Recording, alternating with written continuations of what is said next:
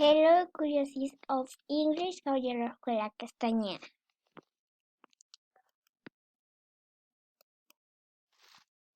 1. Did you know that speed only having 26 letters? The English alphabet has up to 44 sounds.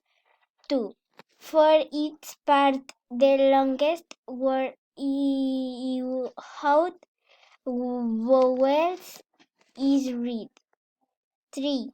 Believe it or not, no number from 0 to 999 contains the letter A. 4. Do you want to know which is the most complete and short sentence of all? Because it has a subject and a predicate in just 3 letters. The answer is simple: am, I am.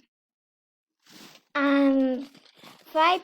Set is the English word with the highest number of magnets. Thanks, by teacher.